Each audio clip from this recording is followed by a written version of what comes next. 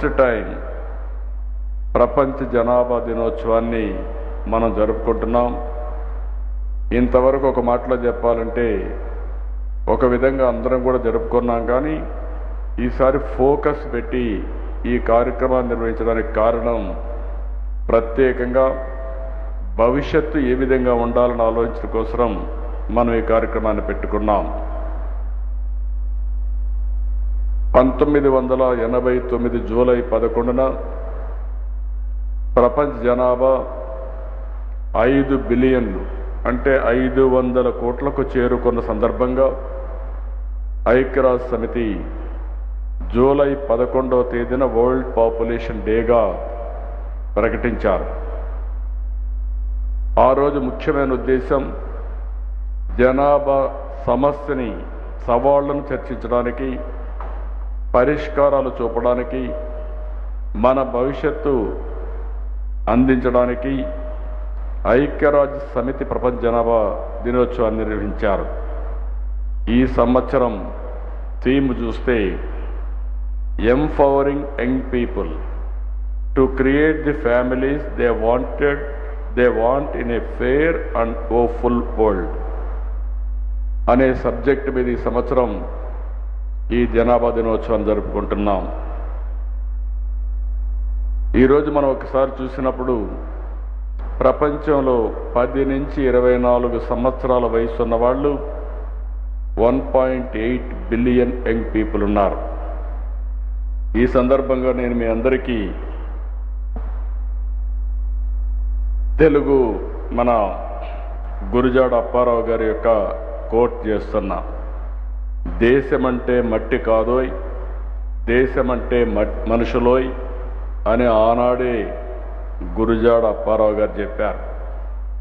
దీన్ని సునిశ్చితంగా మనందరం ఆలోచించుకోవాల్సిన అవసరం ఉంది. దేశం అంటే రాష్ట్రాలు, ప్రాంతాలు, పట్టణాలు, సరిహద్దులు, భూభాగాలే కాదు. దేశం అంటే మనుషులు, వారి అవసరాలు, మంచి జీవన ప్రమాణాలు, ప్రజల కష్టాలు, సమస్యల పరిష్కారం. అప్పుడే ఈ దేశానికి ఒక మీనింగ్ ఉంటుంది. ఈరోజు ఈ సందర్భంగా మనం ఇక్కడ కూర్చున్న మనందరం ఒక ఆదర్శంగా ఆలోచించి ఎలాంటి కార్యక్రమాలు చేయాలనో గురుజాడ అప్పారావు గారు చెప్పిన స్ఫూర్తిని అర్థం చేసుకొని ఆ సమస్య ప్రకారం మనం ముందుకు పోవాల్సిన అవసరం ఉంది. ఒకప్పుడు జనాభా అంటే ఎక్కువ జనాభా ఉంది, నీళ్లు పెరగడం లేదు, ఆహారం పెరగడం లేదు, అదే మరిగా ఎయిర్ పెరగడం లేదు, గాలి పెరగడం లేదు, అనేక సమస్యలు వస్తాయని మనందరం కూడా పెరుగుదలపైనే ఫోకస్ చేశాం. కానీ ఈరోజు మనం చూడంగానే నేను కూడా అందులో ఒకడిని.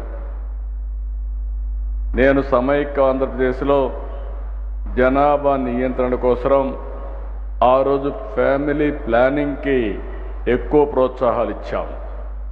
ఒక మాటలో చెప్పాలంటే ఆ రోజు నేను 2 పిల్లల కంటే ఎక్కువ ఉంటే స్థానిక సంస్థల్లో పోటీ చేయడానికి అర్హత లేదని నేనే చట్టాన్ని తీసుకొచ్చాను. ఈరోజు మళ్ళీ వచ్చి జనాభా నియంత్రణ కాదు, జనాభా నిర్వహణ చేయాలి, దీనిపైన మీ సూచనలు ఇమ్మని ఈ సమావేశాలు అడిగామంటే అది మార్పు.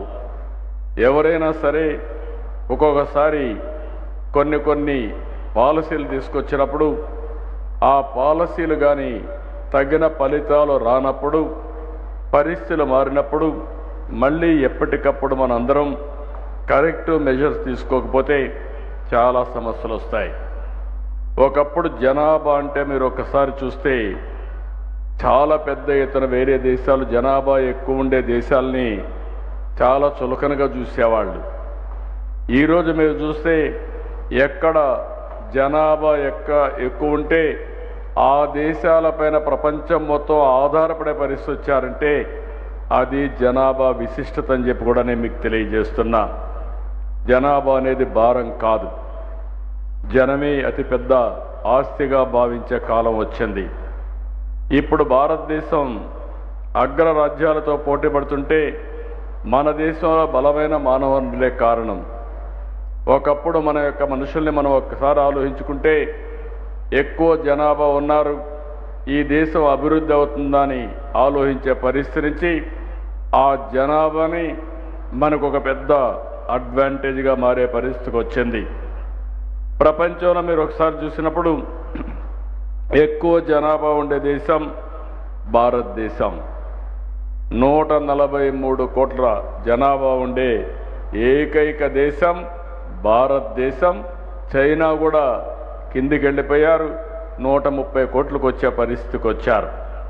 దీన్ని మీరు ఒకసారి చూసినప్పుడు ప్రపంచమంతా కూడా జనాభా తగ్గిపోయే పరిస్థితి వస్తూ ఉంది, బర్త్ రేట్ పడిపోయే పరిస్థితి వస్తూ ఉంది, యువశక్తి క్షీణించే పరిస్థితి వస్తూ ఉంది, వృద్ధులు పెరిగే పరిస్థితి వస్తూ ఉంది. ఏ దేశమైతే ఏజింగ్ ప్రాబ్లమ్స్ వస్తాయో ఆ దేశంలో గ్రోత్ ఆగిపోతుంది. ఇంకొక పక్క మీరు చూస్తే భవిష్యత్తులో చాలా సమస్యలు వచ్చే పరిస్థితి వస్తాయి. అందుకే ఈరోజు మనం అందరం కూడా ఆలోచించుకోవాల్సిన అవసరం ఉంది. ఈరోజు ఒక్కసారి ఫెర్టిలిటీ రేట్ ప్రపంచం అంతా చూస్తే మీకు అవగాహన వస్తుంది. అమెరికాలో ఫెర్టిలిటీ రేట్ 1.62, యూకేలో 1.54, Hungary 1.50, France 1.49, Russia 1.47, Germany 1.46, Canada 1.33, Japan 1.23, China 1.02, ఇంకొక పక్కన సింగపూర్ 0.96. ఇవి చూసినప్పుడు మీకు అర్థమవుతుంది 2.1 ఉంటే స్టెబిలిటీ ఉంటుంది, జనాభా రీప్లేస్మెంట్ లెవెల్లో ఉంటుంది. 2.1 కంటే తక్కువ ఉంటే రోజు రోజుకు జనాభా తగ్గిపోయే పరిస్థితి వస్తుంది. ఒక సమయం అయ్యే కొందికి ఇది ఇంబ్యాలెన్స్ అవుతుంది. దీన్ని కరెక్ట్ చేయడానికి కూడా సాధ్యం కాదు. మన దేశానికి వస్తే ఒకసారి మీరు చూస్తే ఈరోజు జనాభా బీహార్ 3.0, మేఘాలయ 2.9, ఉత్తరప్రదేశ్ 2.4, జార్ఖండ్ 2.3, మణిపూర్ 2.2. ఇవన్నీ కూడా రీప్లేస్మెంట్ కంటే అబోవ్ ఉన్నాయి. అదే కిందికి వస్తే తమిళనాడు 1.8, తెలంగాణ 1.8, కేరళ 1.8, కర్ణాటక 1.7, ఆంధ్రప్రదేశ్ 1.7కు వచ్చాం. అంటే ఇప్పుడు మీరు చూసిన తర్వాత ఏ దేశాలైతే ఇబ్బందులు వస్తున్నాయో అవన్నీ కూడా మనం చూసాం. మన దేశంలో కూడా ఇప్పుడు కొన్ని అడ్వాంటేజెస్ వచ్చాయి, మనందరం గుర్తుపెట్టుకోవాలి. మొట్టమొదటిసారిగా ఆర్థిక సంస్కరణ వచ్చింది 1991. అదే సమయంలో 1995లో టెక్నాలజీ రెవల్యూషన్ వస్తే ఫస్ట్ మోర్ అడ్వాంటేజ్ తీసుకున్న వాళ్ళం భారతీయులు, అందులో తెలుగు వాళ్ళు.